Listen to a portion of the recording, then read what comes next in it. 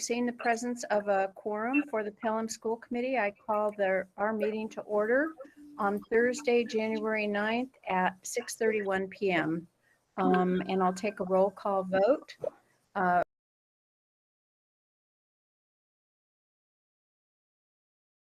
Ron? Menino, present.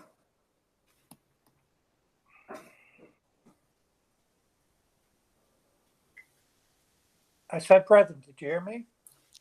I think Margaret's computer froze up. Okay. So I think she was going to go to Sarah Best next. Yes. Sarah Best present. And Margaret present. And seeing a quorum of the Amherst School Committee, I'm going to call that committee to order at 6:32 p.m. on June 9th. And please state present when I call your name. Ben?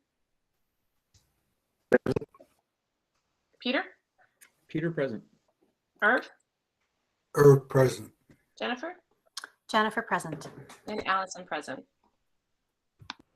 And seeing the presence of a quorum, I will call the Amherst Pelham Regional School Committee to order at 6:32 on June 9th, and we'll start with a roll call vote.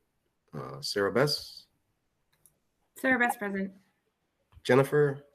Jennifer present. Irv? Irv present. Margaret? Margaret present. Peter? Peter present. Allison?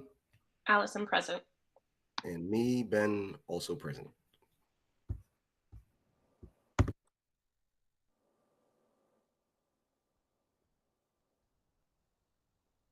So did I just see the message that we already approved the minutes, so we can move past that and start with the artifact orientation and superintendent evaluation timeline?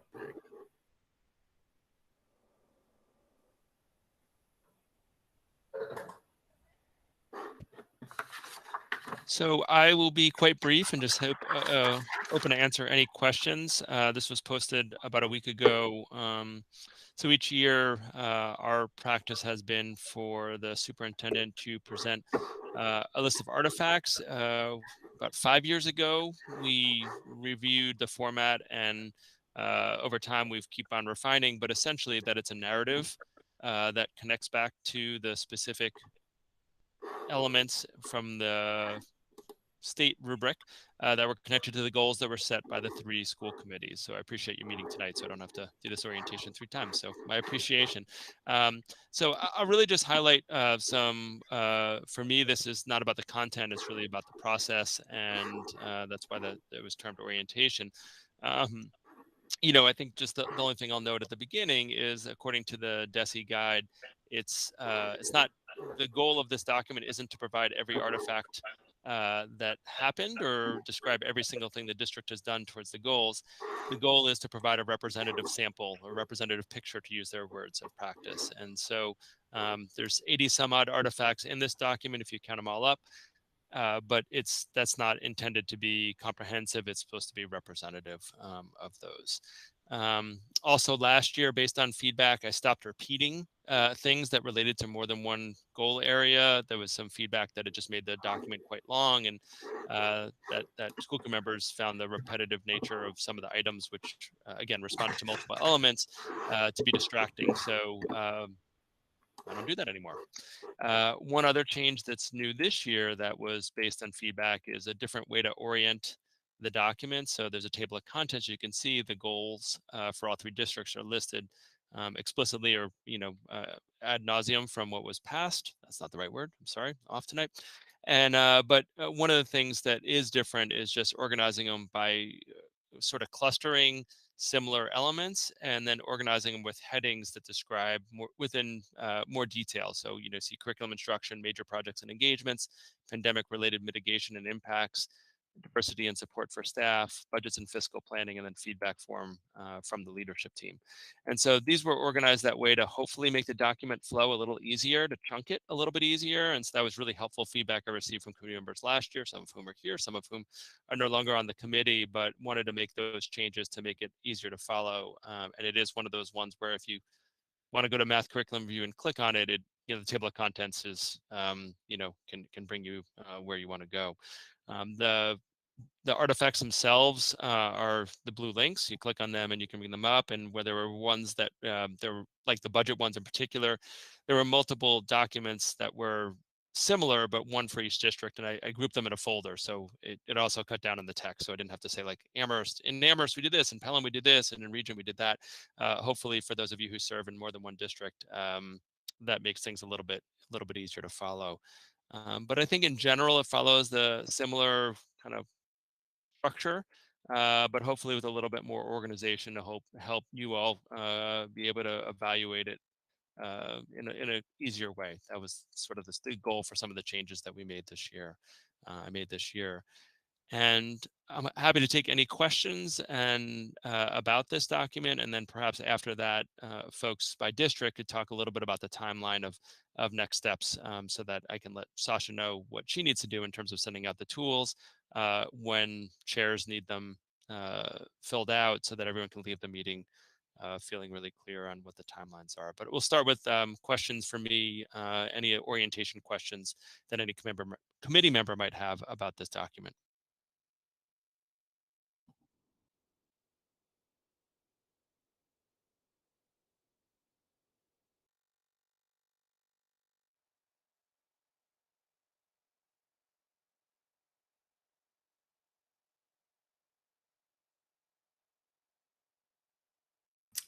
Allison? I don't actually have a question about this. But I just a suggestion because I think this artifact document every year is such a rich description of all of the work that you and the district has done over the past year that we always talk about sort of the community probably would be interested in seeing it. And I just wonder if there's a way that we can sort of pull it out of, well, obviously it's going to stay in the agenda packet for tonight, but I wonder if, in that same section where the goals are listed in board docs, that this document could be connected there too, just so that folks have an easier access. And there might be other places where your team would think of to put it, but I just think it's such a comprehensive and really rich document to get up to speed. It's very detailed, but for folks to know what's happening and what are we working on as a district. Yeah, thank you. Thank you for the suggestion. And I think there's definitely stuff on the website we could think about, as well as board docs that makes it a little easier access than an attachment to one item at a meeting when we have multiple items each meeting and most of them have documents attached. So that's a great suggestion and let me work with my team, but I think by next week we should be able to, put it in different places. So thank you. Appreciate it. Peter, I saw your hand earlier. Yeah, just briefly. I mean, plus one to what Allison said, and I just appreciate the time you've put into organizing all this information. It's definitely improved in terms of its clarity and readability and ability to orient ourselves to it. Yeah, and I mean, I think you've done a good job actually not over filling the document. I mean, like you said, there's this is representative. It's not everything that you've done, but I think it's a really good document and resource. So thank you. Thank you. Yeah, no, there was one year I definitely overdid it. A couple years back, I got lots of feedback that the page count and artifact count was too much, and so we try to highlight again representative, but also I think what helped me, and it sounds awkward to say, but I think it's the truth, so I'm going to say it, is the goals this year and the feedback at the beginning of the year from the committees felt really clear in terms of the priorities of the district, and because of that, it gets a lot easier to be more focused, not just in the work, but also the artifact from the work. So I think all those things are interconnected. So thank you.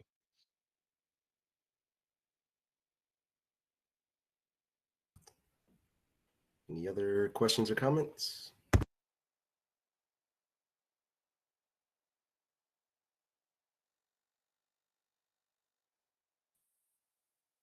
Okay. Yeah, Margaret, go ahead. Um, is it appropriate to move on to the timeline right now?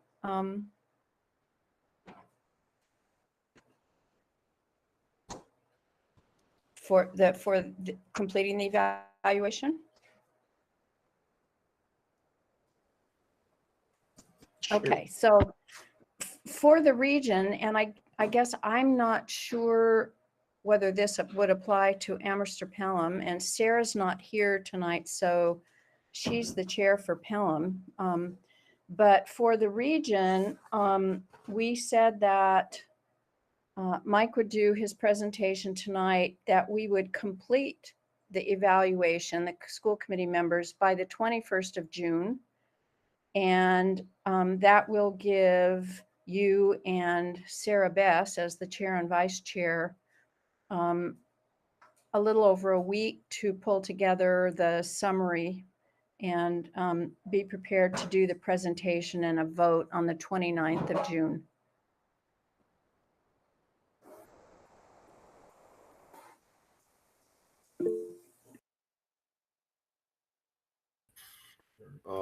Allison, and then Mike. I believe the region is meeting on the 28th, as well as the Amherst School Committee. So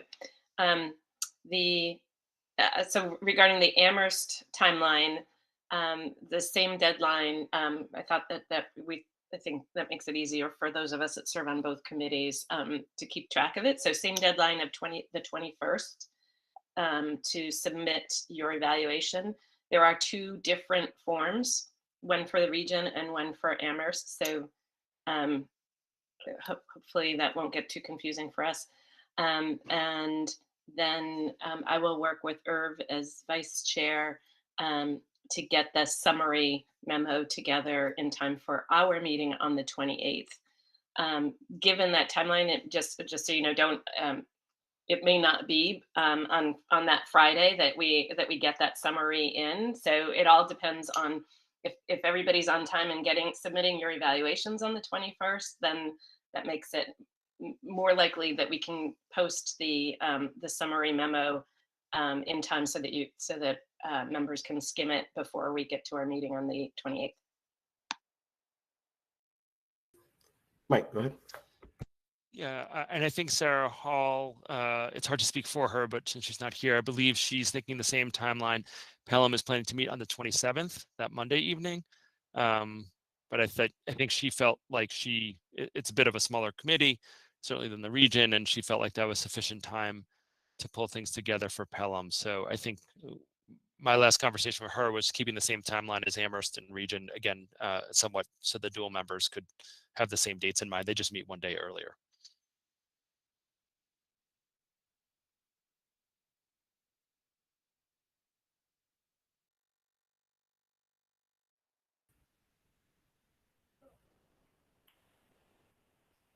Right.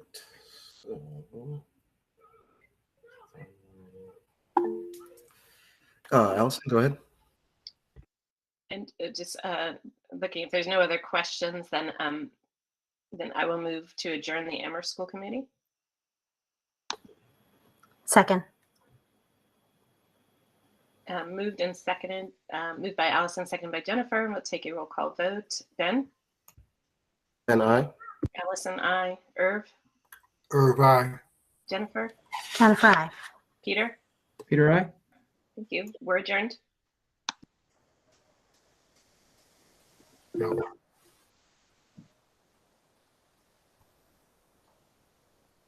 Margaret, go ahead. I will move to adjourn the Pelham School Committee meeting. Do I have a second? Second. Thank you. Roll call vote. Ron?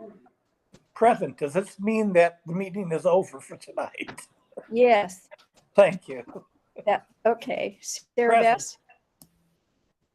Sarah Bess, aye. And Margaret, aye. The Pelham School Committee meeting is adjourned. so we can move to approval of minutes. Let me pull this up.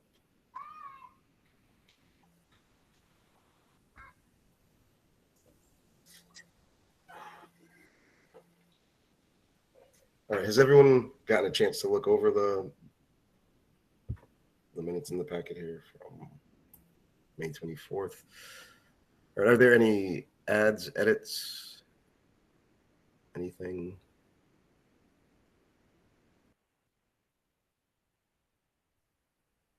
Not so much. So I will entertain a motion.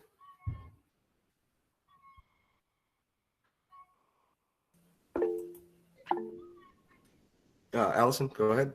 I move that we approve the minutes of May 24th, 2022. Second. Moved by Allison, seconded by Jennifer. Take a roll call vote. Jennifer? Jennifer, I. Allison? Allison, I. Peter? Peter, I. Margaret? Margaret, I. Irv? Irv, aye. Sarah Bess? Sarah Beth, I. Oh, Stephen. Stephen, I. And Ben, I. Passes unanimously. And we will move to public comments. Let me try to present this without messing this up.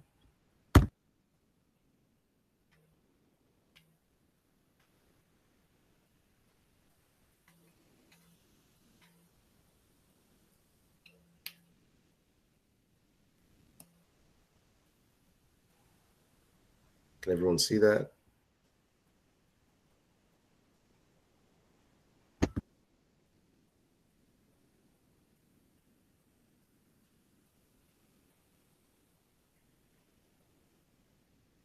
Oh, crap.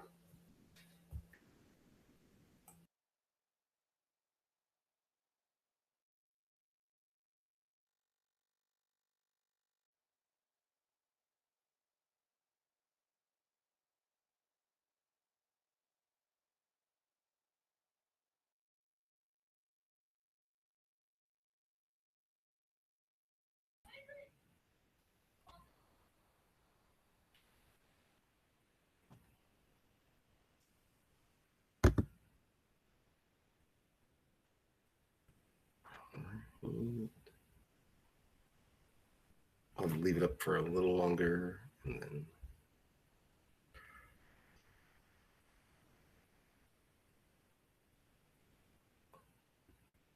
All right.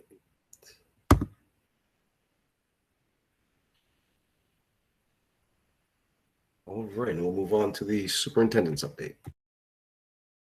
Okay, thank you very much. So I want to thank actually quite a number of short items, but I want to thank the high school band ensemble. They performed at the elementary schools outside last week, and we had great weather last week, as you might remember, and just a great experience for our elementary kids to see their older colleagues, so to speak, come to their schools and perform. So many thanks to the staff and the high school band ensemble students. One of the more fun things that I get to do occurred on Tuesday, which is the high school graduates visited their elementary schools they were at 6 years ago, and I typically go to Wildwood simply because it's convenient and I can walk there. But there was a huge turnout. There was like 50 kids at Wildwood. It was Principal Yaffe said it was the largest turnout he's ever seen, and it's the largest one that I recall as well. But similarly at all the schools, including Shutesbury and Leverett and Pelham, there was great turnout and lots of really wonderful time. Something I hadn't seen before is a number of the Wildwood teachers had found the old class photos of that class when they were in like 3rd grade or 4th grade and 5th grade, which slowed down the line around the school in the parade because the graduating students or just about to graduate students got to see themselves when they were much younger, and I hadn't seen that before. So thank you to the Wildwood staff members for thinking of that. It was really cute. But just lots of cheers, and as I was was walking down the hill back to my office. You could hear the, you know, extra laps going on and the kids cheering for the students. So many thanks to the high school for setting that up and elementary principals for supporting that. It's a special one for our kids. On Saturday, last Saturday, there was a biliteracy event. It was held at UMass. And these were honoring students who were getting seals of biliteracy, mostly at the secondary level. There's a couple of elementaries, but most of this is at the secondary level. So thanks to Katie Richardson and our UMass partners for hosting a lovely event. There was food, our Bumbo group performed, and it was just a really meaningful experience. I heard from a couple families who went how meaningful it was to be celebrated and honored in that way. So trying to make new traditions, and Katie, our ELL director, is doing a great job of it. Of course, tomorrow night is the high school graduation, which I know some of you are able to attend. I sent out directions and all that kind of stuff for tomorrow. But thanks to Principal Sadiq, who's on this call, and his team for being so well organized and structured for what will be a memorable evening at the Mullins Center over at UMass tomorrow night, and a special evening for families and students and the community. And thanks to Mr. Harrington for his honorary duties that he gets to have tomorrow night to graduate 200 some odd kids. Is a big responsibility, but you know, we're looking forward to seeing you do that, Ben. So it should be a lot of fun. On a similar note, at Summit Academy last Friday, I attended their graduation, which was small, but for students, but it was wonderful. And I always say I love that. I love all the graduations, but that one's particularly special. It's a unique format where you know, with COVID, it was a little smaller than the past, but it's still relative to Summit quite big, and anyone can make acknowledgments of any graduating student, and it's so personal. And you feel, even if you don't know the students, when I leave, I feel like I know them, because people say such deeply personal things. That community is so tight. And their band performed. They had a graduate of Summit last year who's away at college, who came back to perform with the band, which was really neat. Some original poetry was written. Just a lovely event, and a great turnout. And you know, it always is nice. And I get to do the Mr. Harrington role actually at Summit, so I get to graduate some kids. So that is always a lot of fun for me. Let's see, Tuesday, which was a perfect day for it, the 7th grade went to Lick Park for their end of year field trip. Heard wonderful things from both students, families, and staff members about the day. And, you know, it just, you know, hopefully next Tuesday for the 8th grade continues that nice run of weather for our field trips. But it was really nice for kids to get out of the building and get to enjoy each other and enjoy a beautiful venue on a gorgeous day. So thanks for everyone to put that together. And last but not least, thank you to our facilities department. We this week received word that we got a $30,000, what's called, kind of interesting acronym, but called a SWIG grant. And what it does is it replaces water fountains with bottle fillers, which we've done quite a bit of over the last couple of years at the middle school, high school.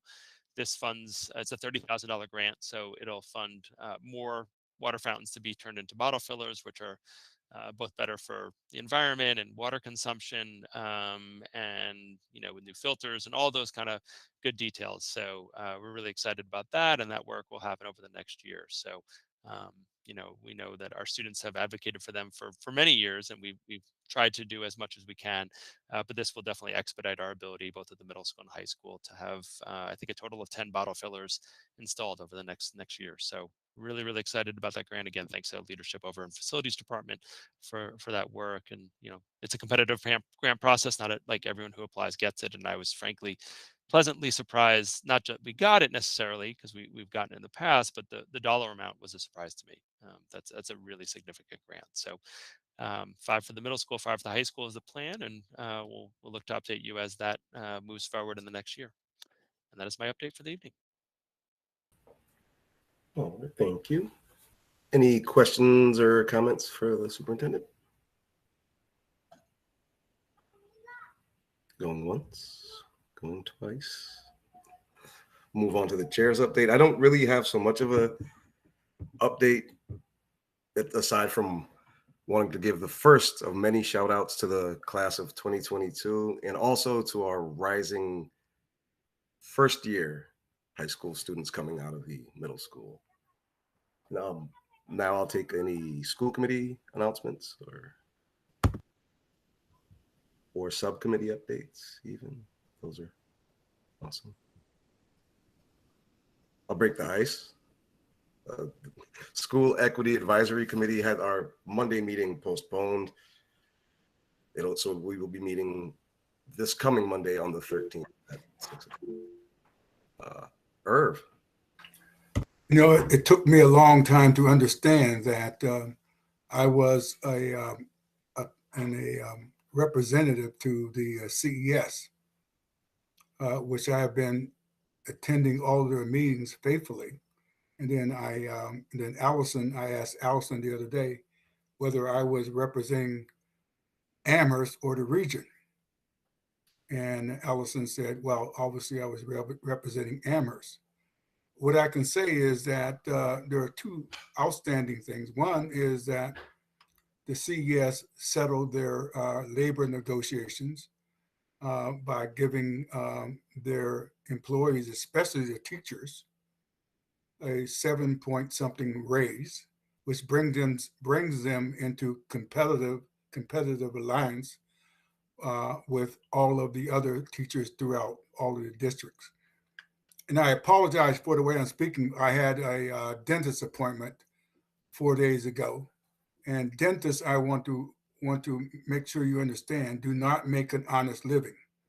They inflict a lot of pain on their patients. Anyway, CES has accomplished a lot within the parameters of what they're charged with and how they serve all the districts. I am going to be providing their recent brochure to all of you so you can see the breadth of all the programs they offer and how they intersect with some of the programs that the district offers. Thank you.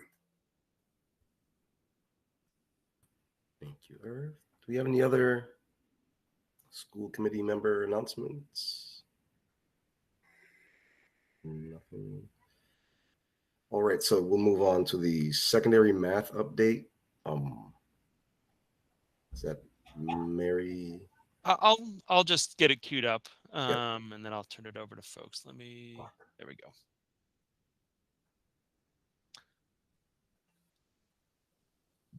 See if I can make that a little bit more visible. There we go.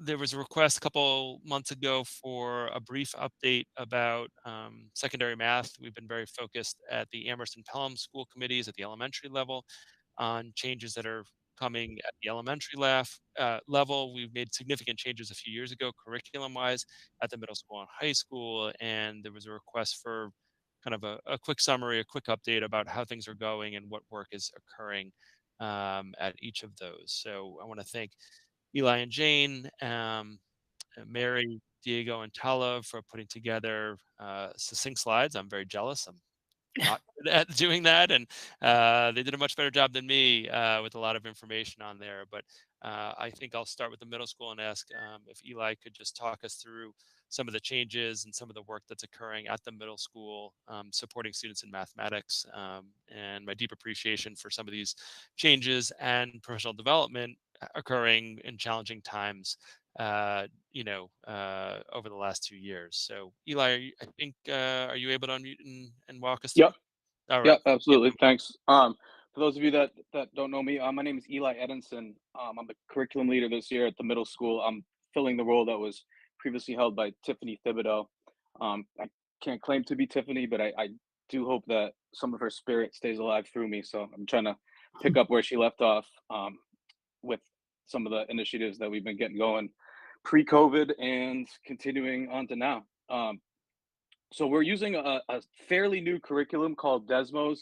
I called it year one in quotation marks because this is technically our first year using it, but we did sort of pilot it a little bit last year. And this was our first, I think, official year of using it. And we've actually continued, extended it for at least one more year.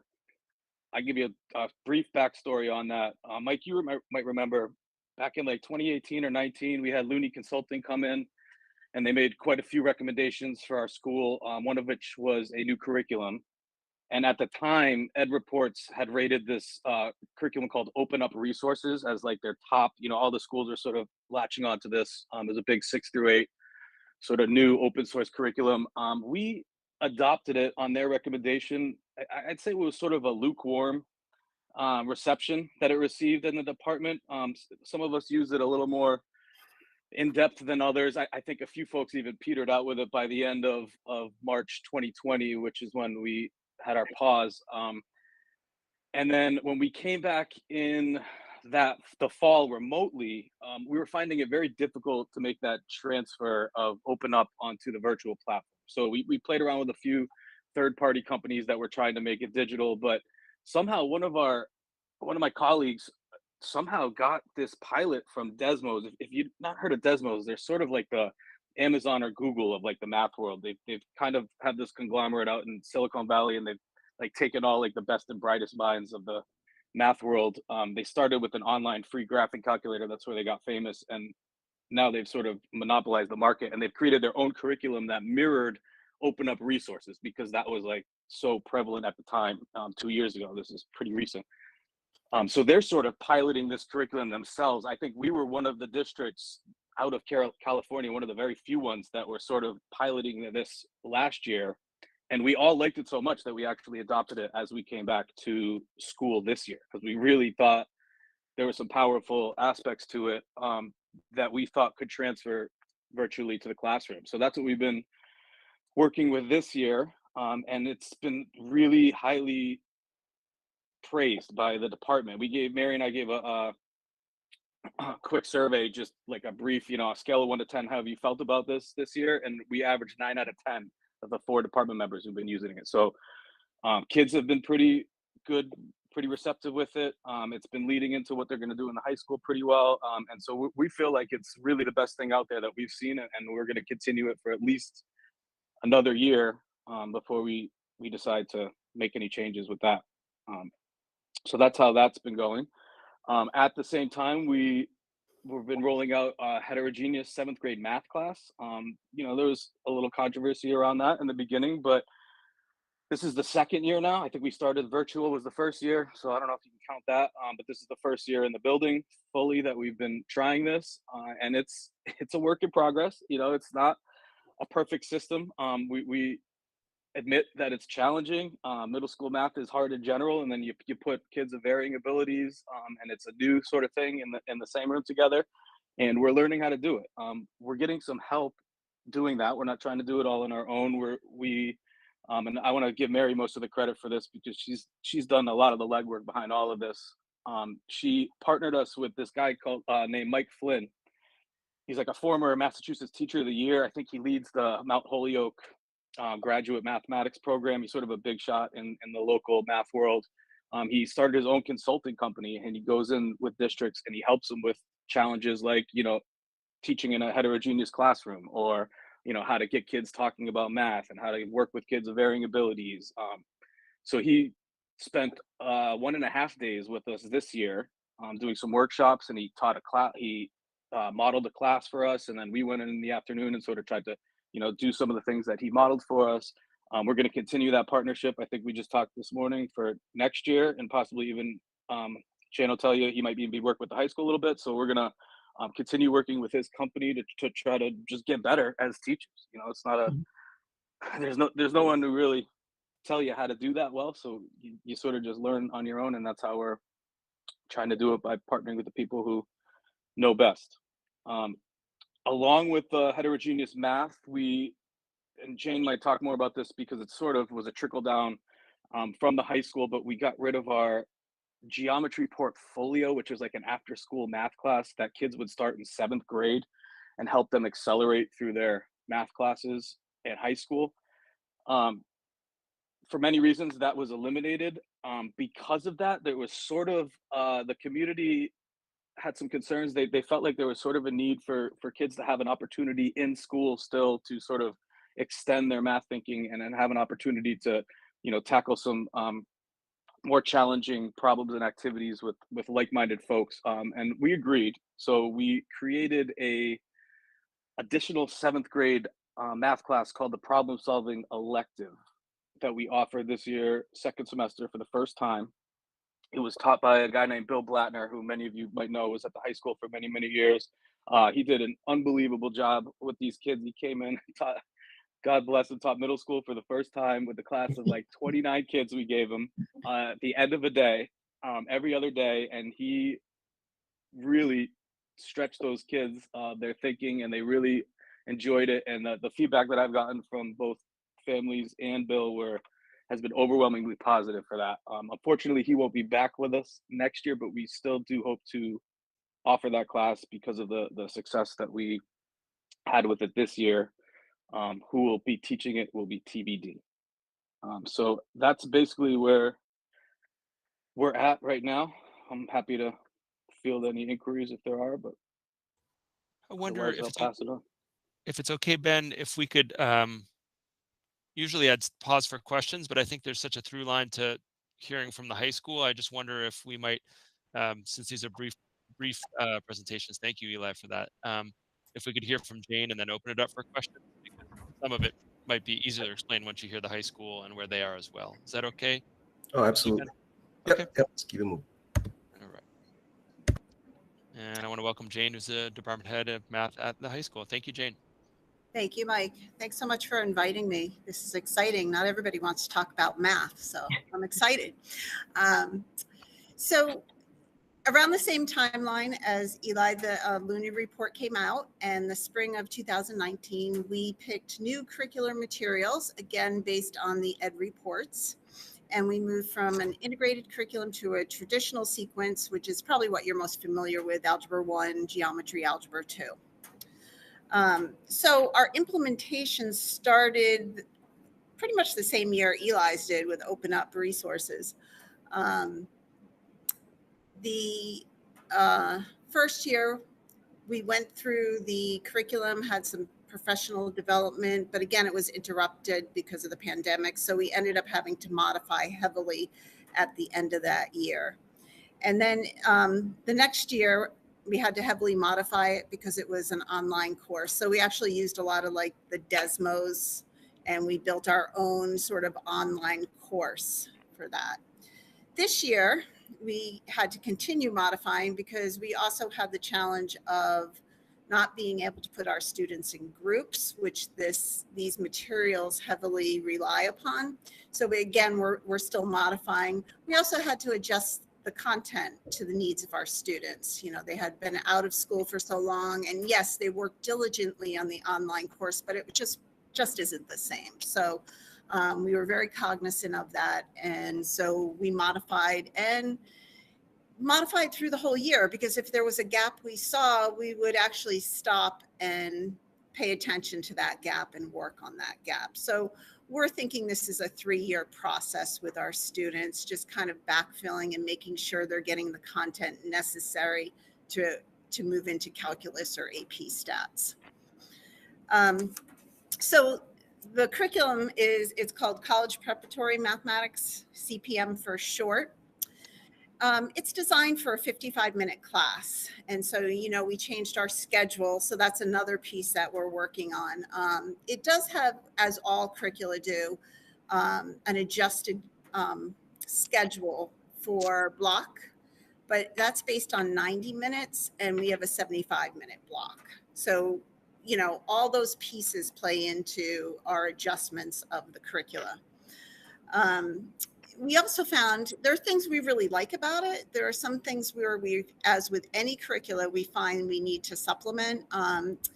Needs more application problems. And frankly, the application problems that are there just do not speak to our students. So that is something we need to work on and figure out ways to incorporate those into our classes.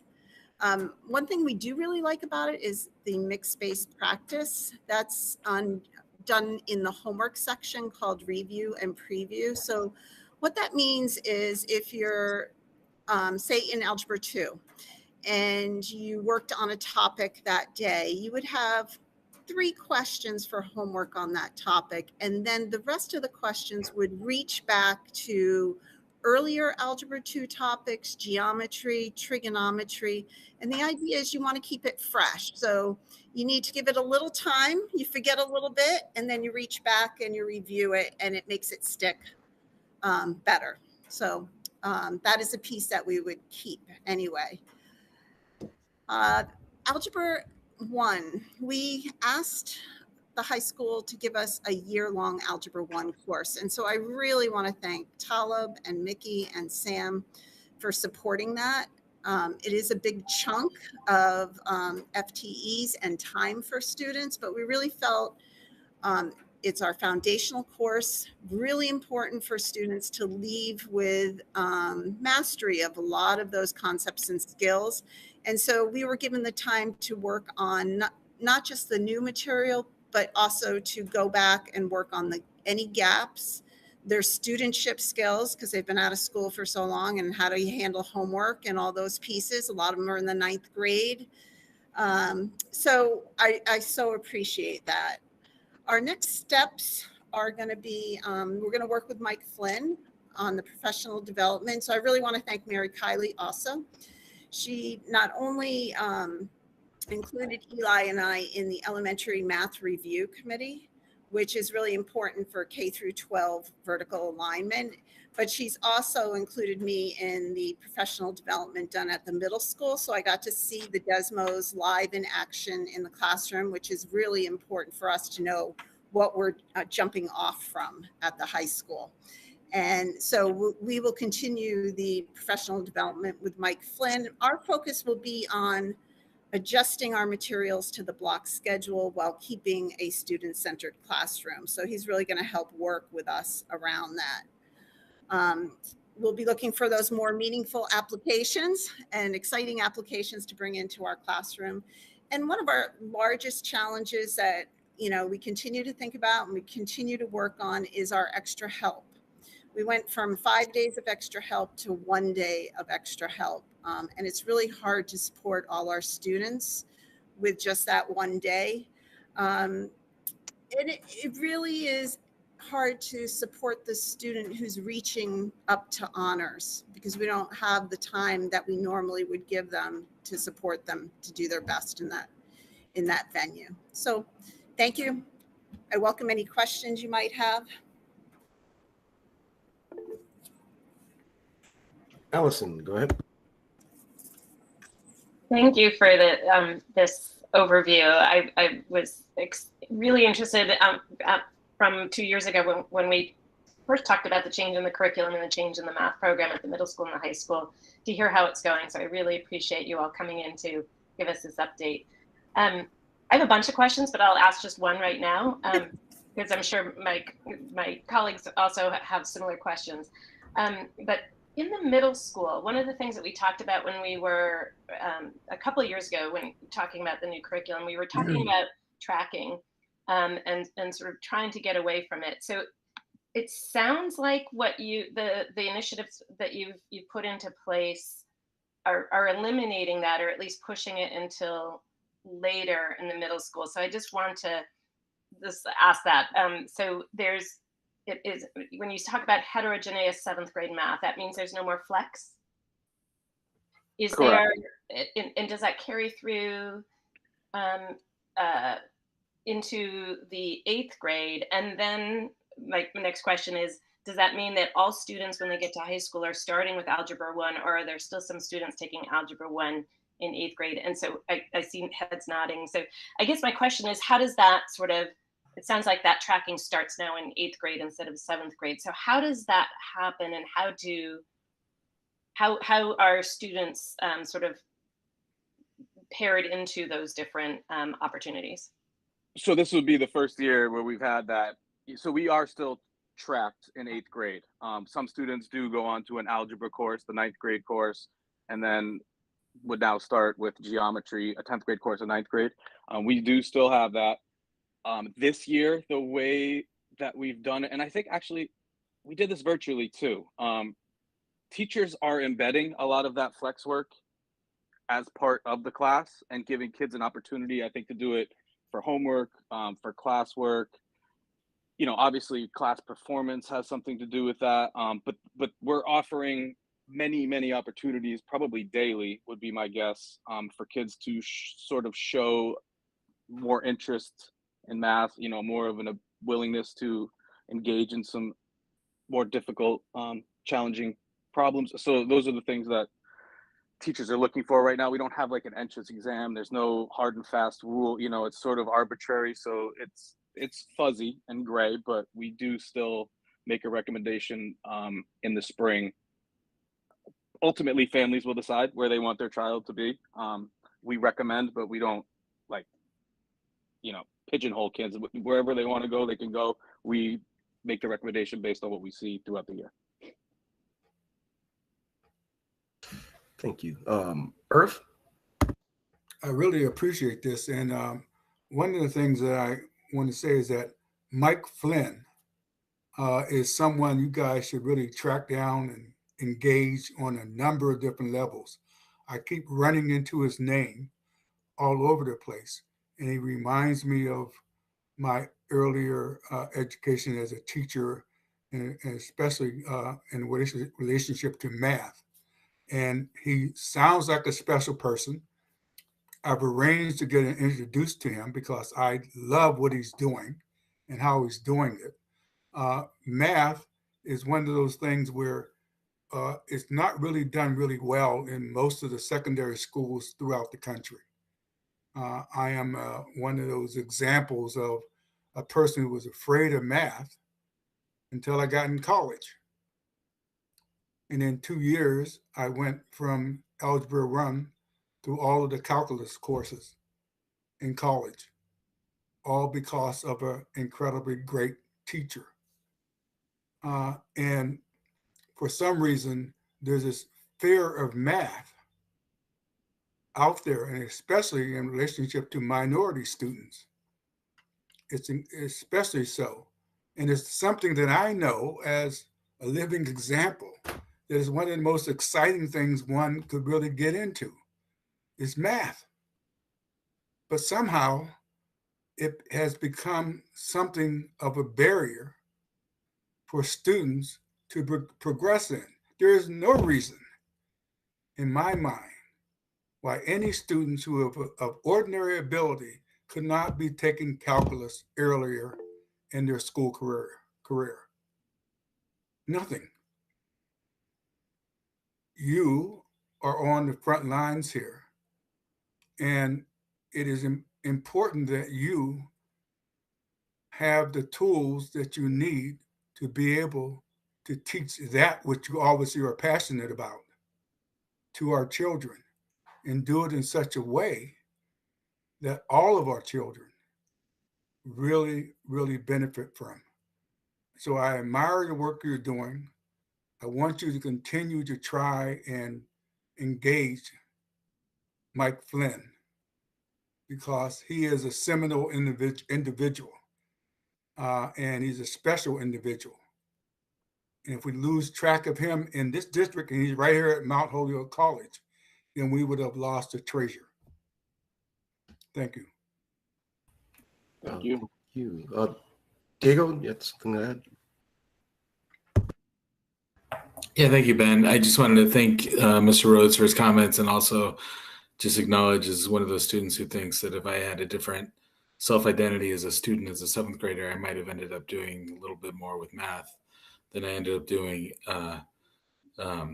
And I think one of the things that we're really trying to, it might not seem like a lot to extend that 1 year period of not having students have to choose or tracking math or whatever. But I think even, my experience is that 7th grade year is under normal circumstances, a pretty long period of time. And there's a lot that changes in the life of a student. And so the hope is that if we have, as Mr. Edinson suggested, continue to grow as educators with regard to students in that transition from 6th grade into 7th and 8th grade, as we develop those relationships in the context of our teams, and as we continue to learn about our students, we'll be better able to support them in seeing themselves as scholars, and through that process have a little bit more say in maybe the trajectory that they see for themselves, and then, not to define it, but just to influence that a little bit. And I think that's a real important opportunity that this has allowed. And I just want to highlight that and recognize that it's not working perfectly, but that's something we're also working to grow into as well. But it's an opportunity that I see as having a lot of potential in the future, and I just want to make sure I highlight that, because I'm hoping that what we'll see over the midterm is greater achievement of all students, of a broader spectrum of our students in the high school, in what they're attaining in math and other related courses, STEM courses as well. Thank you. Thank you. Before I jump back to Irvin, Allison, I just want to say, as a previously mathematically terrified student myself and parent of a 7th grader at the middle school, I just want to, I can't thank you all enough. My kid loves math, and like I said, that was the bane of my existence in 7th grade. So Irvin, then I'll take Allison. I just forgot to say that my daughter is a math coordinator at a school district in Eastern Massachusetts, and she is a product of Amherst Regional High School and a living, walking example of what can happen. Of course, she came out of the womb with numbers in her head, so, and she's been that way ever since, but she gained a greater appreciation of it via Amherst Regional High School. Allison? Yeah, I was thinking about what Diego, what you were just describing was really interesting to me, about sort of thinking about the 7th grade and sort of not wanting to leave it up. So much can change in the seventh grader, particularly with math, and I'm happy that we're not leaving it up to the 7th grader to decide whether to do flex or not. But one of the things that we talked about a couple of years ago was also the parent education of sort of what the pathways in math are. Because I recall, there were parents that were in the know and very, very, knew sort of where they wanted their child to be when they were in 11th grade and 12th grade in math. And so we're very aware and on top of things in that. And then there's parents that aren't aware and don't understand sort of the choices that they're making, or the support that they're giving their child in that sort of in the middle school will have impact on sort of what courses are available to them. And yes, you can double up and take extra electives in high school, but that's for the really extremely serious student, as opposed to a student who's interested in math and wants to continue at sort of an accelerated pace. Or maybe they don't want to, but they don't realize that what they want to do and what they're excited about in life would require them to do that. So I don't want a monologue, but I want to go back to how that pivot point, basically from 7th grade to 8th grade, and that decision to take algebra or continue with 8th grade math, whatever that's taught. Is there a moment where there's a conversation with the caregivers and the families and the student and the teacher, talking about not just the choice for 8th grade, but also to see what that pathway is into high school, and what are the sort of, what doors are open, or maybe sort of different pathways are not available to them depending on that choice in 8th grade. Yep, go ahead, Mary. I'll start, Allison, and then I'll ask Jane and Eli to also jump in. One of the things we deliberately tried to create this year was multiple pathways to getting to advanced math in 12th grade. So many students will, in fact, decide with their families that algebra, and their teachers, that algebra is the right choice for 8th grade.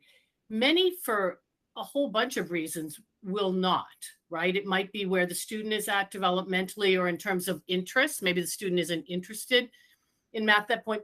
Maybe the family doesn't want the student to move ahead to algebra at that point, or, as you say, didn't have the information that would have promoted a different choice. But that door is now not closed once and for all, because we've changed the acceleration options at the high school. So now students have the option. So a student, say, who did not do algebra in grade 8, but suddenly took maybe the math elective and the problem solving and in grade 7 and was developing an interest in math over the course of middle school can go to the high school in 9th grade and double up in can take 2 courses in that year and make up the ground that way so that they still are prepared to and because now we have the block schedule, it's 2 different semesters. It's not doubling up where they're taking 2 math classes at the same time. And we were really keen to do that. We realized that the block schedule would enable that, and Talib and Mickey were supportive. And this is where I think of that collaboration between the middle school and the high school really came into play. Jane, do you want to speak some more to that? Yeah, just the, eliminating the geometry portfolio was also an equity issue because not every kid can stay after school, and not every family has the means to support the student in that. So we brought it back to the high school, and I'm glad we do have the extra problem solving because I think that really opens up kids thinking about math and their enjoyment in math. So I'm excited about that. So couple opportunities to accelerate and still get to BC Calculus, which is 2 semesters of college calculus their senior year. So if they came in with Algebra 1 and they were all of a sudden had a passion, their 10th grade year, they could do geometry and Algebra 2, 2 different semesters, then pre-calc and then calculus. So we really are trying to keep those doors open as long as possible and support our students to reach the highest level mathematics that they want to. And as Mary said, developmentally, sometimes Algebra 1 is not appropriate for a kid in 8th grade, but in 9th grade, everything starts clicking and it works. So we want to make sure we have the avenues for them to reach their highest potential. Thank you. And just really quickly, Allison, I'll add at the middle school level, we've tried to be very diligent in communicating this to families. We sent a letter in the fall. Diego and I held a parent sort of question virtual when we are offering the portfolio where folks could hear about these new things. Mary and I created flowcharts. I mean, we short of going door to door, we tried our best to get this information into families' hands. I mean, like you said, certain families are reading this and responding and attending those sessions, and we're trying to broaden our offerings to the greater community. We really want to include kids who typically don't join these activities and enter these tracks. That this is the reason why we unleveled. It's the reason why we've changed the way kids accelerate. It's the reason why we've changed a lot of our curriculums. It is our end goal. We're not there yet, but either is the rest of the country. We're trying to get there, but it's not easy. But we're trying. All right, Jaden. Hi, I'm Jaden. For those of you who don't know me, I'm an 11th grader at the high school, and I'm on the calculus track. I'm taking pre-calc honors this year and AB calc next year. But I did not, when I was in middle school, it was the portfolio that was offered, and I did not take that because I had after school things. I live in Shutesbury, so the late bus was super duper late getting back to my house, and I wasn't really interested in math. But like if I could go back and take portfolio, I definitely would, because it really, really, like a little after school class that I didn't even think about, like impacted like all 4 years of high school. Because like for example, like I just took the SAT, and kids that took portfolio in middle school, like you wouldn't even think about it, but like their grade, like their math section on the SAT was a breeze for them. Same with MCAS. I had to study so much for the math SAT, but like they didn't, like they just got that easy grade because they had been ahead all of high school just of this like little, just because of this little class that they took in middle school that like I didn't even think about. I just didn't take it without even thinking twice. But I'm really, really glad that that's been eliminated and moved to something in school, because I think that if I had been offered the math elective in school, I definitely would have taken it, because I just think I would have been more interested in taking a in-school class than, it just seemed like portfolio seemed insignificant and super irrelevant to me at the time. And I'm just really happy for the middle schoolers that have the access to that now. Thank you. Thank Irv? And, obviously the math people represented here are passionate about their field. And I want to try to echo something that I was part of what Allison was saying in another kind of way. And that is ability is universal. Opportunity is not. And it's important that you math educators make the opportunities for math education universally available to all. I mean, it's really like you think about it, you think, well, of course, we offer these courses. Everyone has the information, etc. But it's not the same. I found that out as being a elementary school teacher in the inner cities, that the kinds of things you must do to educate certain populations are above and beyond what one would ordinarily consider here. But they are no different than what you are doing. And that is putting forth the effort to make sure that which you love dearly is being taught in the most appropriate way and in a classroom that will be able to get across your subject matter so that it's successful for the majority of your students on any given day, which is a hell of a kind of thing one has to deal with as a teacher. You guys do it on a daily basis. And every day you go home, you measure yourself by that. So I really want to encourage you to continue what you're doing. I really hear what you are trying to do, not only trying to do, but succeeding in doing, but also wanting to do more. I want to encourage you to continue doing that. Thank you. Diego?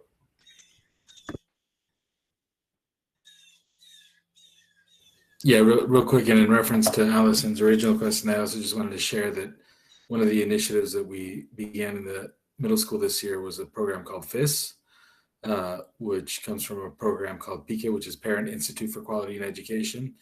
And so we ran a course in Spanish and in English. We're planning to do 2 courses next year. They're 9-week courses for parents, and they're all about advocacy for students. And we had the kinds of parents involved in those classes that usually aren't advocating in the math meetings. And it was a really wonderful opportunity to talk about how to be an advocate for your student, what that means in terms of the importance of reading to your students, even as middle schoolers, of tying a lot of statistics around literacy and college achievement and things like that, and really just giving a lot of opportunities for parents in our community to understand not only that kind of data, but also the program in our district and how to advocate for their kids with regard to that. And so it's a program that started small, but it's something I'm really proud of because we have nearly 30 graduating parents who are really excited and wanting to support the growth of that program next year in the school.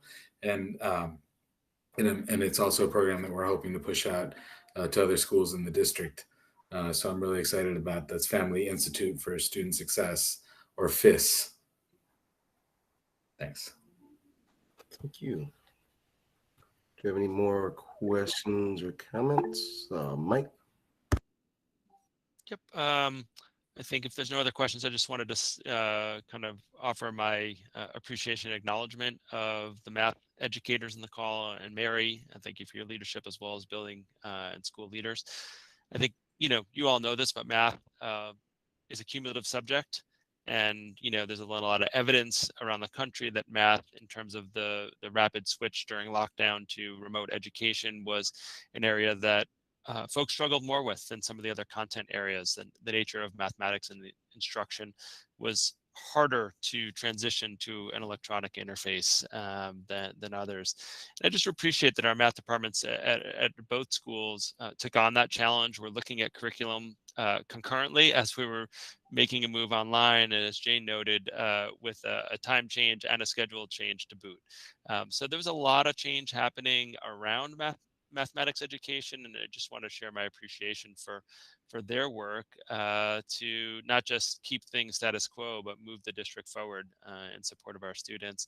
And I also just thank you, Jaden, for sharing that personal perspective, because it was always our feeling uncomfortable about access wasn't equal for everyone. As you noted, there was geographic differences, and there were other differences that either promoted or didn't promote students to be able to take a course, and appreciate the middle school for being creative in its thinking and planning to broaden that access, because that is one of our, consistent with our mission and I think who we are. And so, those changes I think are, to Jaden's point, open up that for all students who want to participate. So thank you.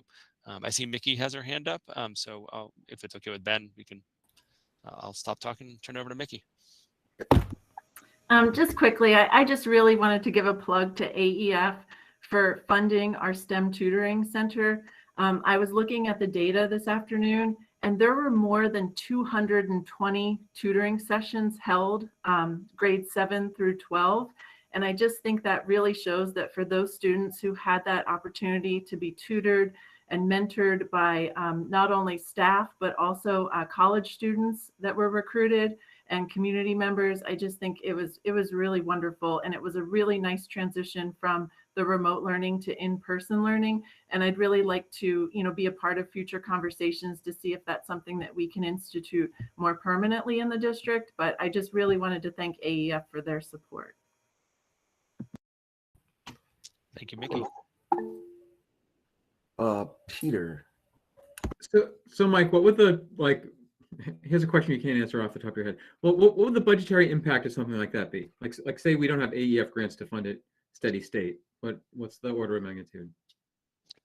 So I can't answer it off the top of my head, but what I can do is ask Mickey and the folks at the high school to maybe kind of see what AEF contributed and what that would look like over a longer period of time. And we can follow up by email maybe next week. Is that a reasonable timeline, Mickey?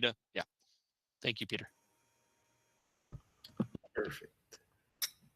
Thank you. And if there are no more questions or comments, I'll thank our secondary educators for coming out and also for all the hard work you all that have done throughout this year and will continue to do. Thank you. Thank you. Thanks, Ed. It's definitely good to see you. How are the kids?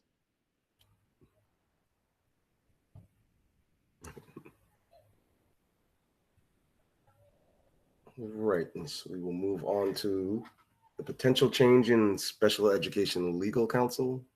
Yep, and I'll take the lead on this one, but Faye Brady is here. Looks like at a nice Google created coffee shop to fill in any details that she might have or answer any questions. But there were two memos in here, one from a potential attorney that we are recommending to shift to, but I think equally or perhaps even more importantly, some rationale for why we're having this conversation tonight. We're always looking at whether it's consultants or other people who are looking for us and how it's working. So this is the broader context is just because we've worked with a firm or an individual doesn't mean we look to continue that. We're always looking both at the quality of the work as well as the cost of the work. And in this particular instance, given some staff turnover at our longtime attorney, the firm, we had some experiences because of conflicts of interest and other thing of working with other firms. This is normal, law firms can't represent both sides of a case, and so this is a routine thing. It's nothing unusual, but what we experienced and what we found is we have developed at the district level a really good relationship with a different firm, and we believe it's a less expensive cost per hour. And our experience has been that the productivity has been high and the relationships are consistent with how we view the district and our work to try to collaborate and resolve conflicts that are sometimes come up in the nature of special education. So we're bringing this here tonight. I think it's something that we feel like will benefit both on our students, our families, our district staff, but also our budget. And so it's a unique combination. Oftentimes it doesn't line up that way. I'm being a little cautious in my language because we're certainly not trying to disparage any firm that we may be recommending moving away from, but we feel like both in terms of quality of service as well as impact on the budget, that this change would benefit our district. Faye and I are, Faye's our student service director, in case Jaden didn't know who that was. So I realized I should be doing more introductions, as Jaden's one of our newer student reps. And we're happy to answer any questions, but this will require a vote of the regional school committee to approve a change in legal services for the district. But happy to answer any questions, hear any concerns that any committee members might have. I'll take Irv and then Peter.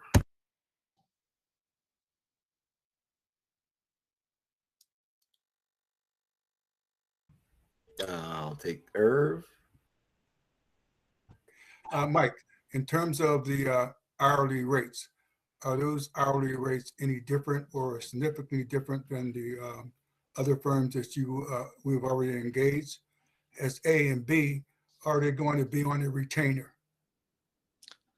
So the first question I can answer, these rates are a bit lower, not huge difference, but you're right, hours add up, than the rates of our current special ed firm, as well as the school committee's attorney for non-special ed matters. They also do special education, and full disclosure, that firm knows we're going in this direction and was actually quite helpful about the open meeting law and how we needed to present this information, and had positive things to say. So it is a bit of a reduction from the current firm, both the special ed and the non-special ed firm that we use. The retainer piece, maybe I'll defer to Faye on that one. Yeah, so I don't know that I can speak 100% knowledgeably about that. It's not that we sign a agreement that says we are agreeing to X amount of dollars for X amount of services. It's really a fee for service per hour model, which is the same as what we have now for special education. I mean, so are you saying that the agreement you signed is, hey, it's going to be a fee for service on a per hour basis? And the reason I'm saying that, having dealt with attorneys and dealing with attorneys right now, unfortunately, because of some corporate things, is every time I call the attorneys, I hear them pushing a button. So my conversations have to be really succinct because they're hourly. So I'm really serious in saying, all right, if they're going to be hourly, can we know what the hourly rate is?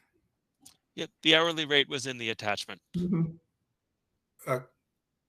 Having not read the attachment, is there something prohibiting for saying what that No, is? not at all. So it's 215. Faye can correct me. I have multiple screens open. $215 an hour, and the existing one, Faye, was 200. I think it's 245 or 250. It's slightly lower. I don't know. 245. I found it. Yeah. And just one more question, and you may not have this information. In terms of that hourly rate, in terms of what was expended last year on legal expenses, what was that number? So I don't have that in front of me, but I'm looking at Mr. Slaughter, who's here, and maybe he has a budget page easy to open. Yeah, so we'd have to break it down from special ed to non-special ed because we use different firms for that, just as a cue. Yeah, and it's different we go different from Amherst to region to Pelham as well. So Doug will look for that, and if he is able to find it during this meeting, he can let you know. But if he's looking for region special ed only, I don't know how quickly that is to parse live. No, Peter, go ahead. Yeah, so I read the justification memo, and I think it's quite reasonable. I'm comfortable voting on this tonight. It's not often you get to field test run an attorney before you make a long-term commitment. So the fact that we've had the opportunity just because of the need to switch out the attorney on occasion is good. So that's it gives you a high level of confidence that the relationship will work in the long term.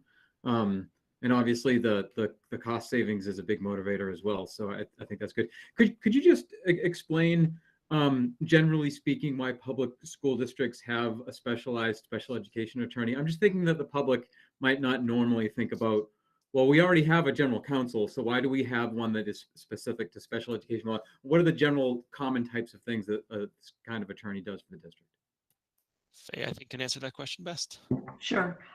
So there's aspects about special education law that really requires a person who has that area of specialization. Oh, so much of the word special there, but specialization to be able to not just respond to concerns that might be arising, but also help position the training and the learning of all the personnel in the district to be able to make sure that we are really attending to the rights and the needs of students with disabilities in the highest level of regard.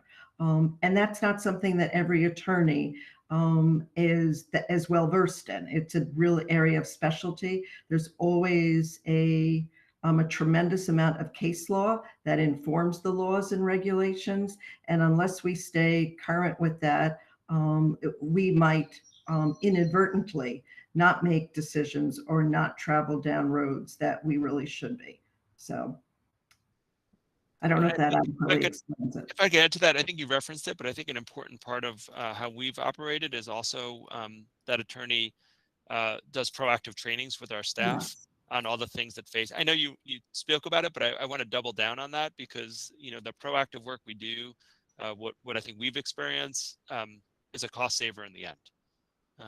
As laws change, you know, we're undergoing, the DESE is evolving, and I think soon we'll have a new IEP template, many years in the making, but they actually have a draft version out. And so things change, and we really rely on this this role to provide the high quality training for our folks who are in team meetings to make sure that we're following the letter of the law and are able to support students and families at the highest level possible.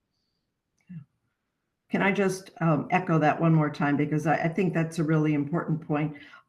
If Doug does find our budget line there, I think, you know, when we look back and when I look back about how we have planfully spent our budget, our legal line in our budget, I would say for the most part over a number of years, much of that has been proactive to be able to really provide all personnel, not just special education personnel, but all personnel with the information that they need to plan the instructional model and the instructional design to be able to really meet the needs and really attend to the rights of all students. So I think it's been a model that's really effective because the last thing we want to do is to take missteps that really wind up harming any of our children.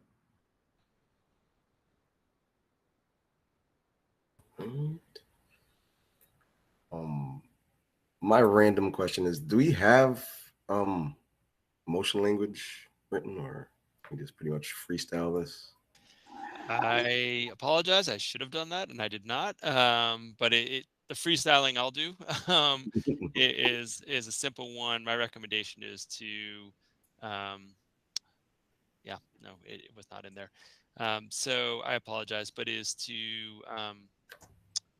appoint Nuttall, McAvoy, and Joyce to become the district special education attorney for the next school year. Allison? So moved. Second. Moved by Allison, seconded by Jennifer, and I will open up for discussion. Seeing no urgent need for discussion, I will take a roll call vote. Start, Jennifer. Jennifer, I. Peter? Peter, aye. Margaret? Margaret, I. Allison? Allison, I. Irv? Irv, I. Stephen?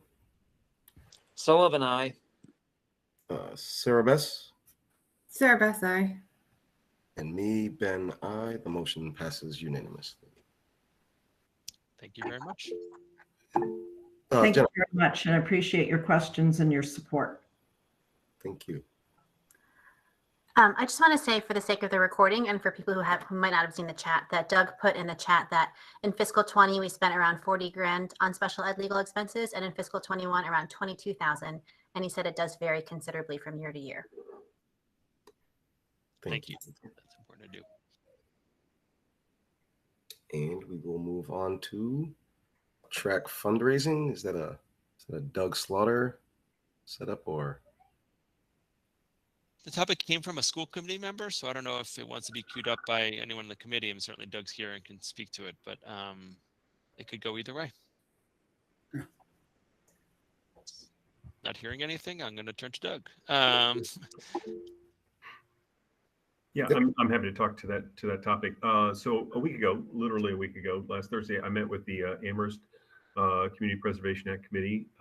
We had reached out to them early in the year during their normal cycle of reviewing projects, and had requested funding to help support the larger track project, and getting some support from CPA to fund that part of that project. And we'd made an ask for about $800,000 at that time. A couple of years ago, we had asked previously for some design money, and they had granted that, and the council voted to approve it. So there's already about $157,000 already designated from CPA funds for the track project. And as of last Thursday, the CPAC voted unanimously to recommend the $800,000 from Amherst CPA to help support the option 3 of the track project, meaning the reorientation and installation of an artificial surface there. It still needs to go before the council, and so that'll be taken up by them later. The CP, you guys may or may not know this, but Community Preservation Act committees can borrow money, and so their expectation is to actually borrow for that purpose and then pay it back over time. And so they're committing future CPA dollars to that purpose of supporting the track project. It is contingent upon the reorientation option of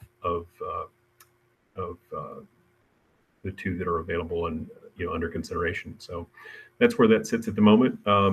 I've not yet had an opportunity to go out to the other member communities and work with them on the additional funding that we might seek from each of them. And so that'll be some of the work that I do over the next few months, and we'll be reaching out to those communities for support outside of that we've already secured through the debt authorization that went through their town meetings this spring.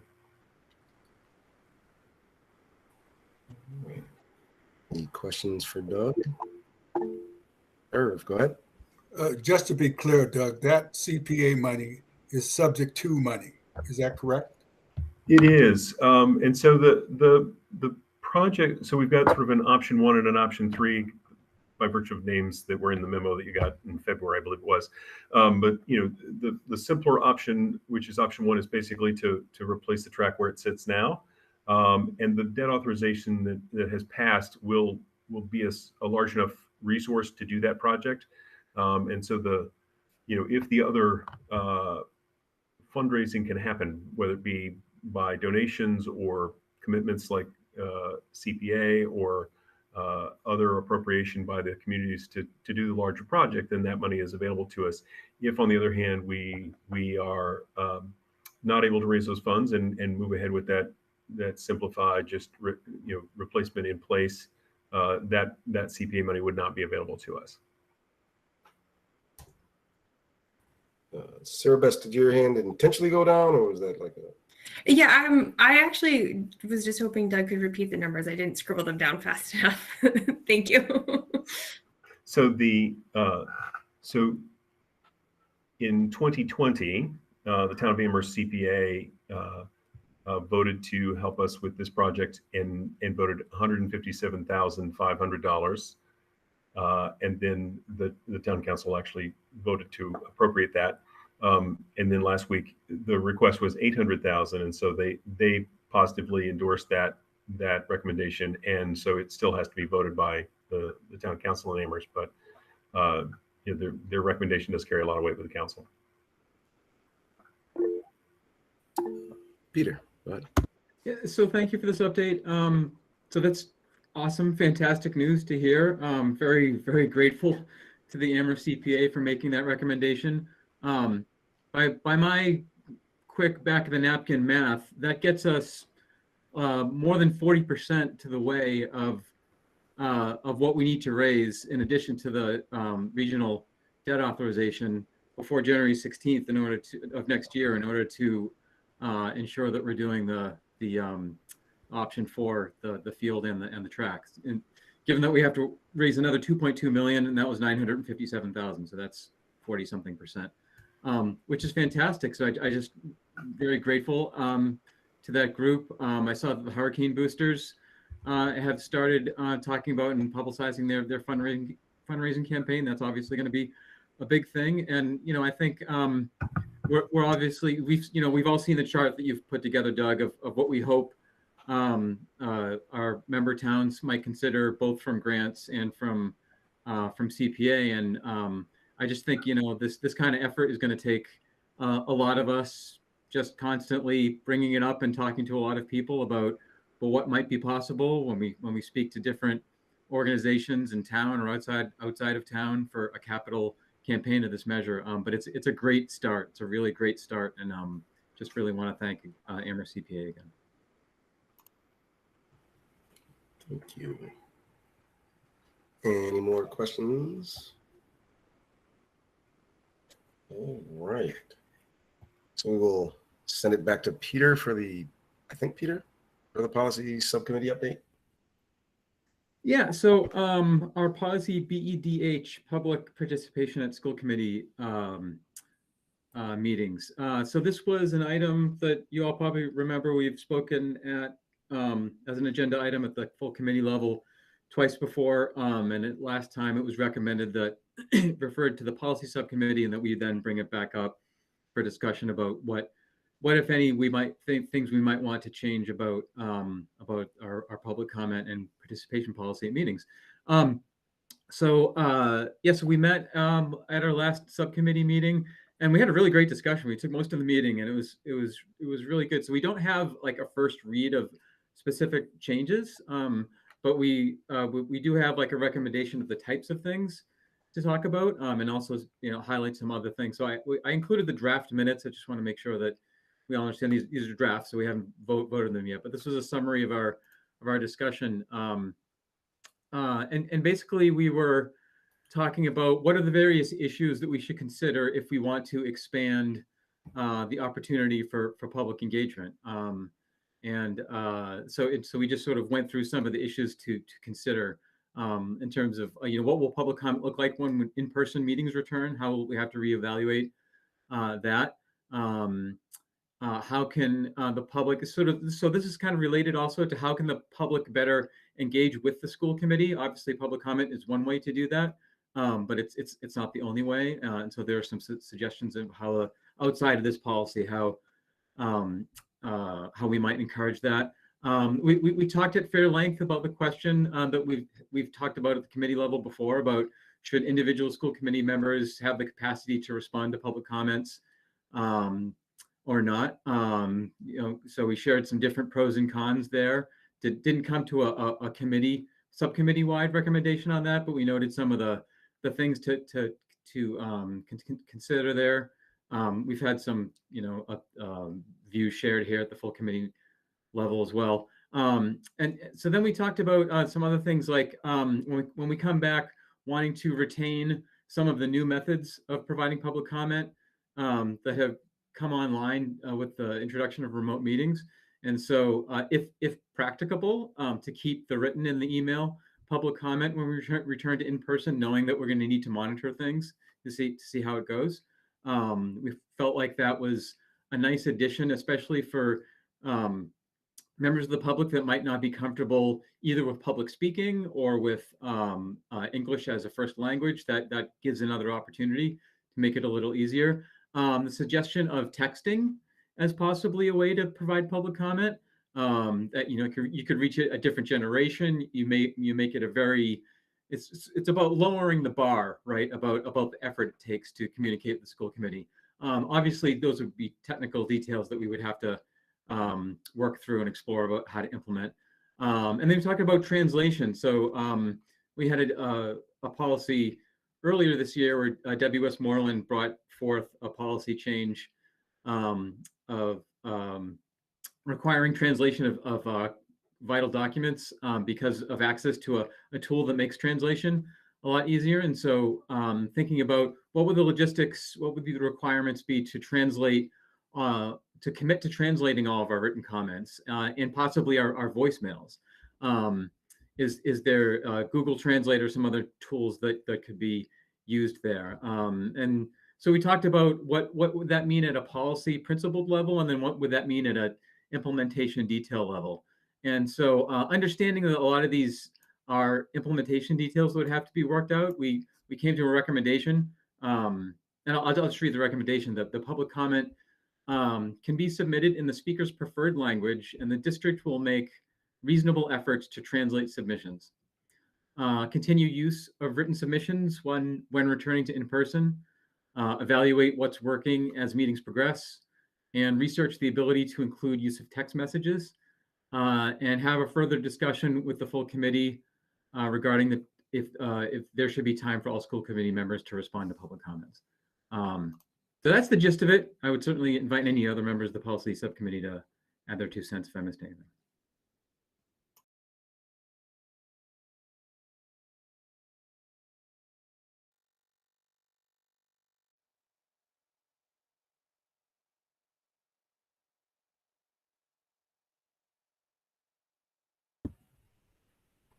Allison?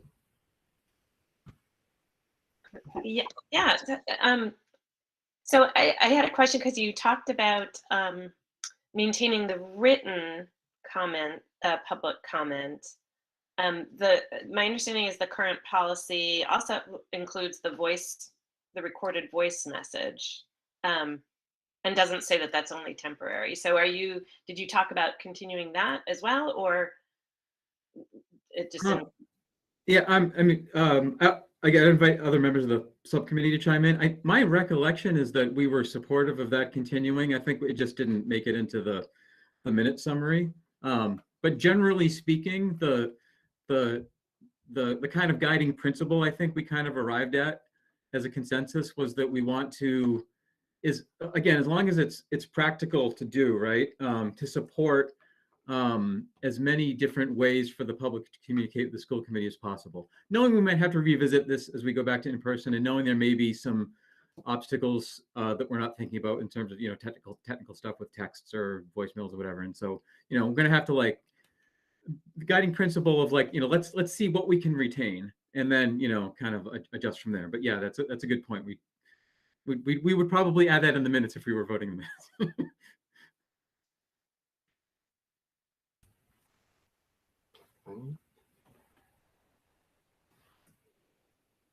And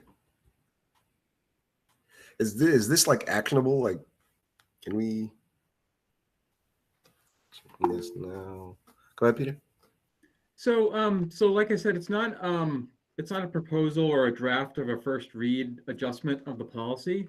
I think probably the next step, if we wanted to update our policy, right, to say to add something like the district will translate written comment, when reasonable or practical, something like that. I think the next step would probably be getting the committee's guidance here, if people are ready to express how they feel about these things. Give some guidance to the policy subcommittee of yes, implement A, B, C, and no, don't implement point D. If I'm just reading the recommendation, I guess the 3 or 4 points would be, should we add that people can submit in their preferred language and the district will make reasonable efforts to translate? Should we continue the use of written and verbal voicemail public comments when we return it in person? Should we research the ability to include text messages? And do we have a consensus opinion or not about wanting to expand the capacity for members to respond to public comment beyond what's already in the policy, beyond the chair and the superintendent being able to answer questions. You know, personally, the more avenues we have to get public comment, and the more accommodating we are, I think better off we are for it. Did I just get censored? All right. So is there anything else from the policy subcommittee? Perfect. So thank you, Peter. And we will move on to Doug, I believe, with the end of fiscal year. Yeah, I'll take this one. I think Doug's here if there's questions. So at prior meetings, there's been committee members who've expressed an interest, if possible, in supporting the theater arts program.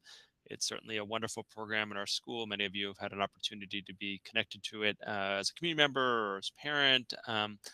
And they have struggled because over the past few years, they haven't brought in income because the lack of in-person shows up until this year has significantly affected their budget because they do have an independent activity account that funds much of the work. We're not able to, even if we had funds that we could put in there fiscally, we're not allowed to put money from the appropriated budget into a student activity account. It's not a dotted line, it's a thick line between those two types of accounts. That said, I think as you remember from the third quarter budget update, our budget is in reasonably good shape. And so we are collaboratively working with John Bechtold, who's the department head of performing arts, to figure out what capital items, speakers, lights, things that have been requested, we're able to do some off ESSER. But what are other needs in the department that would typically be funded by this student activity fund? That's how it's worked over time. Could we fund out of the appropriated budget this spring with a little bit of flexibility that we have? So we're looking forward. I think Mr. Bechtold will be getting us a kind of more itemized list of what's needed and what's deliverable by the end of the week. So that'd be tomorrow. And things that are able to be purchased will be purchased, and I think it's an indirect way to support the program. Given that their student activity account, it hasn't brought in funds as much over the last few years. So it's a wonderful part of our school curriculum at the high school level. Whether students again participate directly or attend shows, or no students who attend shows. I think probably every high school student fits in one of those three categories because it is such a large part of our high school. We're happy to support it and update the program as best we can. So appreciate Doug's flexibility in working with us, getting down to brass tacks of what we can help with, and also John Bechtold for his continued work, but also to understand not just the work with students, but also the program needs and ways that we can enhance the programming for our students who are involved in either the formal coursework as well as the musical in the fall and the spring. So that's it's more of just a quick update. Doug, I don't know if there's anything else that I'm missing that I should share before we open up the committee for any comments or questions. I think you covered it pretty well. Thank you, Mike. Thanks. Any questions or comments, Peter? No, just briefly. I mean, I appreciate the thinking and the approach. Obviously, we're restricted by not being able to transfer into student accounts, and they've lost many thousands of dollars in gate receipts and continue to with reduced attendance. And obviously, the things like the construction costs. I mean, I was thinking about lumber and inflation. Obviously, inflation is affecting everything, but lumber in particular, with the purchases they have to make they build all the sets and every year, which is amazing, but obviously comes to a cost. So yeah, no, I appreciate the legwork from you and Dr. Slatter and Mr. Bechtold. Thank you. Any other questions or comments? All right, so I will look to Allison for the proposed resolution. Yeah. So this is there's a draft attached to the agenda. This is Would you like me to display it? Sure. That would be great. Thanks. Sure. So this is an adaptation of a resolution that the Amherst School Committee discussed and passed unanimously a week ago, Ben and I collaborated on pulling this together. It already seems like ancient history, but this is with the recent massacres, tragedies in schools related to gun violence. Wanted to have conversations about what we what our district is doing and what we are supporting in order to maintain school safety and keep gun violence in our community as low as it is.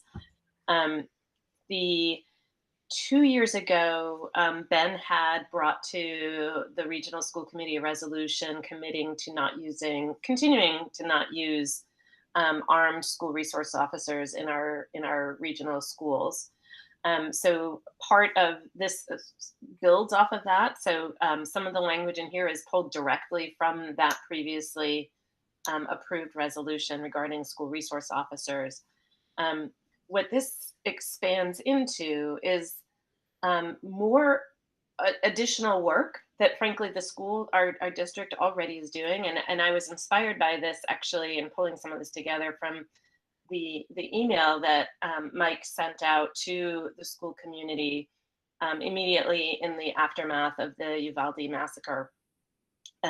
Just reminding families and caregivers and students of all the protocols, if you will, that are in place and that were things that we're doing already in the schools. So wanted to commit to doing that and committing to resourcing that work and making sure that we continue to do that. The one new add in here is related to, the district already does phenomenal work in educating, providing opportunities for caregivers and families to understand how to support their student and teen mental health. And what the add here is also to provide that education and resources for families and caregivers around secure firearm storage. That is one of the things that when you read sort of journal articles about things that can help prevent and reduce gun violence in schools, it really that's one of the key aspects, because even in the case of students that are too young to be able to to purchase and own a gun or have use a gun, so many times what they're doing is they're accessing it in their own homes or the homes of friends, neighbors, and community members. So wanting to add that to, I would say, the toolkit that our district is using to help promote safety in our schools. The preamble of this sort of goes through some of the research and evidence that supports this, both the focus on why we need it. So gun violence is the leading cause of death in children ages 1 to 19. That this was the most recent data. That was the first year that's the case. And wanting to commit to the continuation of use of practices such as restorative justice in our schools, and a focus on school climate and really supporting and building relationships, both peer-to-peer and peer to student to adult within our community. Because again, those are things that have been proven in study after study that help promote safety in schools. I don't know if there's some of the things that the Amherst School Committee added to this was also continuing, even though it's not currently legally allowed in the state of Massachusetts to have firearms on campus, on school grounds, actually stating our commitment to continuing to prohibit firearms on school grounds and opposing in any way the arming of teachers or staff. And then we also wanted to, we also added in advocating with state and federal elected officials for common sense gun laws, in recognition that while Massachusetts is a leader in the country for our gun safety and gun laws, guns can come from any neighboring state or anywhere else. So we wanted to, that was an important thing that the Amherst School Committee added to this draft resolution. I don't know if Ben wants to add anything, or frankly anybody from the Amherst School Committee that added some of these bits to this. That was very thorough. Yeah. Yeah. Does anybody have any comments for this? Irv, go ahead. Allison, I really appreciate your efforts in doing this. This is really, really, really good. I keep reflecting back on, as a classroom teacher of 3rd, 4th, and 5th, and 6th graders, and myself being in that position of being a teacher of those kids, what this could mean to our community in relationship to how we put forward not only our concerns, but also what our intentions are, and also some of the realities of which we are facing. So I really do appreciate you doing this. And I think that all of us think like, well, this can't happen here. But the reality is it can happen anywhere, anywhere. So Allison, I really applaud you for doing this. Peter, go ahead. So for sure, +1 to the sentiment, and thank you to Allison and Ben for their work on this.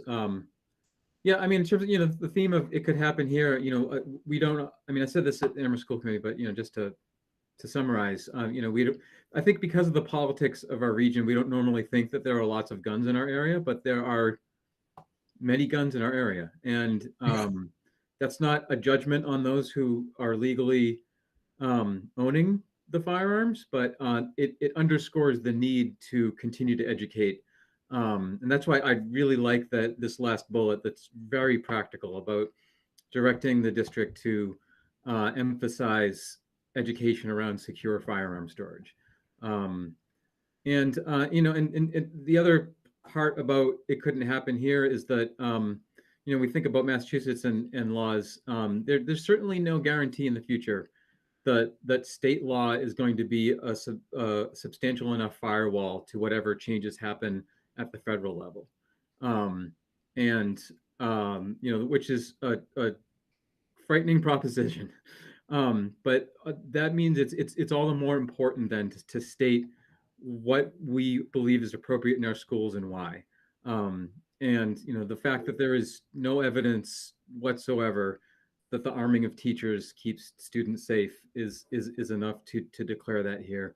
For the reasons cited earlier, reiterating our policy on school resource officers and our support for the community and for mental health for our children. So this is obviously a very difficult topic to approach in a practical way, and in a sensitive and a thoughtful way. And I really like the language that you've come up with for it.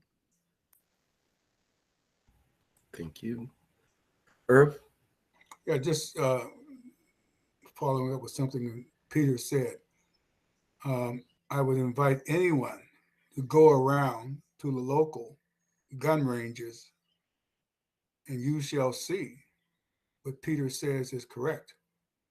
There are a lot of guns in our midst.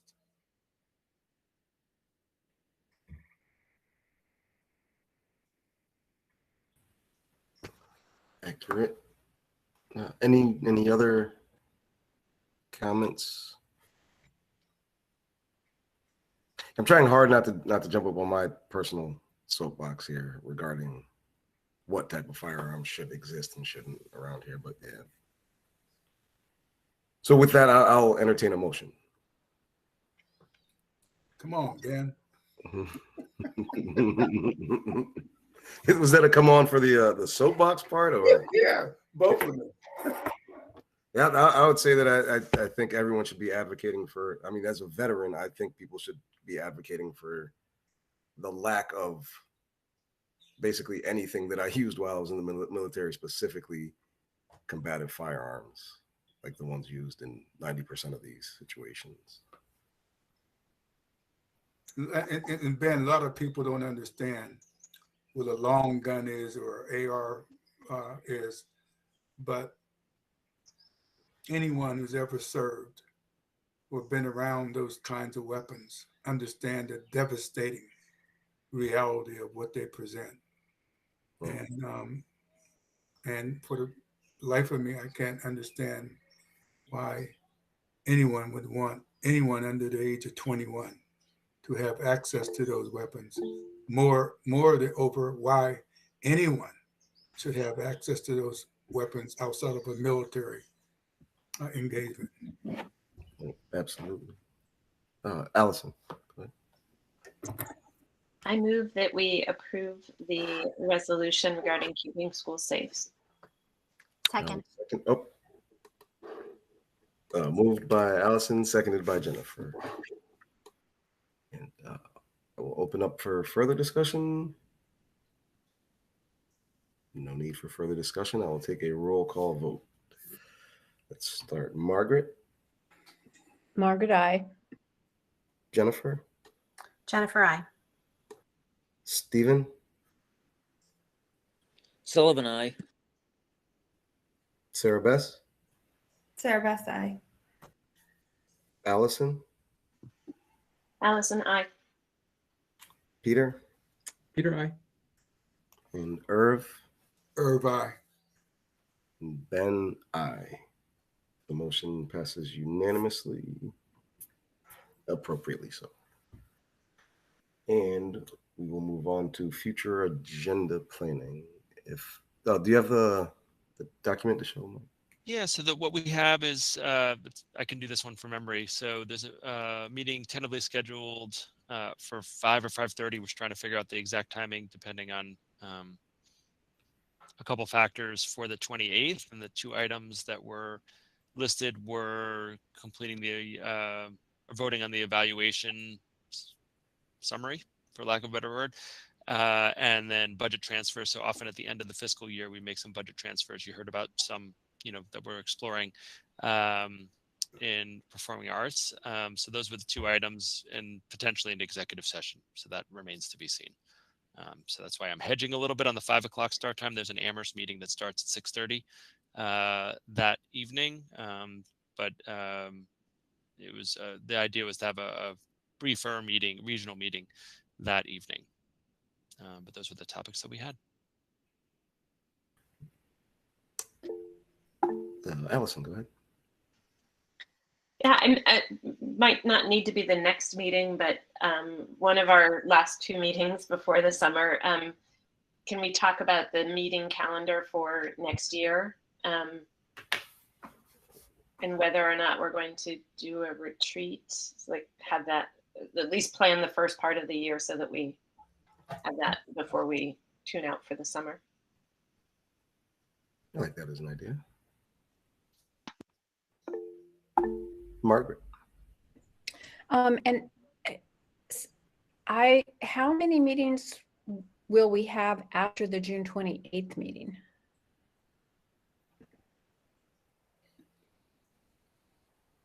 Zero. Yeah. Mike. Yeah. Yeah, I think our standard practice is to typically not meet in the month of July. I think as Allison said, the regional committee typically does have a retreat in August. The only caveat I want to say is there may or may not be a need for executive sessions in the month of July. I can't predict that out. But in terms of typical full agenda meetings, it's unlikely. I'm not going to speak for Ben, but I think it's unlikely that there would be an agenda meeting before mid-August. And we don't want to do that just for the sake of practice, just have a weekly place. No, not seeing a lot of support for that. Okay. I think it is worth noting. Memories of 2020. Yep. Yeah, I think one other thing to note in that future, and I'm trying to stick to the future agenda planning, is that as it currently stands, virtual public meetings are slated to end on July 15th. So we won't exactly know if there's a change in the legislature before then, what happens. But I just want to cue everyone that as it currently stands, that is the letter of the law. That law may change. We don't know that, or, hybrid meeting, right? Who knows what'll happen, but just, I think, as we're looking at next year's calendar, I do want people to have that in mind as well. Yeah. But for conversation on the 28th. All right. So we can move on to the warrant report. I feel like we should have something. Is that Irv? Ben, I do have, but I've run out of the ability to talk given my condition. There are numbers of them that I have signed, and there are at least 10 of them. But I'm just not able to talk anymore this evening. We can push that to the next regional meeting then. Yeah, and maybe we can do that at the front end. Yep. Of the next meeting. And do we have a volunteer to read the 6 gifts that we have? Anybody chomping at the bit here? Jennifer, go ahead. So do I say it as a motion? Like I move that we accept the following gifts from the League of Women Voters, number 1340, to support Restorative Justice Leadership Program in the amount of $1,000. From Soundscape Merchandise, number 645, to support online fundraiser for biliteracy support in the amount of $127.50. From Edgardo Rothkegel and Diana Navarro, number 194, to support biliteracy scholarship in the amount of $340.04. From David Miller, number 2886, to support the Dorothy and Melton Miller Memorial Scholarship in the amount of $1,000. From the ARPS Friends of Performing Arts, to support student activities, theater for musical support in the amount of $3,083.37. From Ryan Ecclestone, to support Jewett Baby Grand Piano, used good, fully functional for use at the middle school in the amount of an estimated amount of $1,500 for a total of $5,550.91. And actually, Sarah Bess. I was just going to second it. Moved by Jennifer, seconded by Sarah Bess. It doesn't seem like we need a lot of discussion on this, so I'll move straight to a roll call vote. Margaret? Margaret, aye. Peter? Peter, aye. Sarah Bess? Sarah Bess, aye. Stephen? Stephen, aye. Allison? Allison, aye. Irv? Irv, aye. Jennifer? Jennifer, aye. And Ben, aye. All right, so I have to find my little spiel here on board docs.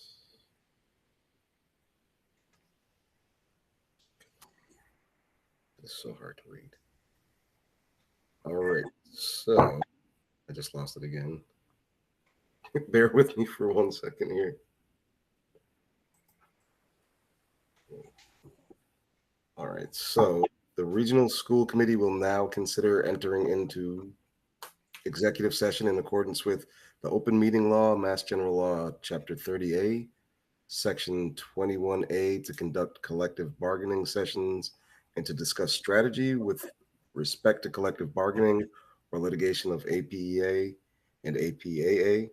If an open meeting may have a detrimental effect on the bargaining or litigating position of the public body, and the chair so declares, I do declare, and to approve minutes in accordance with Open Meeting Law, MGL, Chapter 30A, Section 22, with no intention of returning to open session. Second. Moved by me, seconded by Allison, and I will take a roll call vote. Irv? Aye. Allison? Allison, aye. Stephen? Stephen, aye. Sarah Bess? Sarah Bess, aye. Nodding. Sarah Bess, aye. Sorry, I lost my mouse for a minute there. Peter, Peter, I. Margaret, Margaret, I. Jennifer, Jennifer, I. and Ben, I. Motion passes unanimously. We can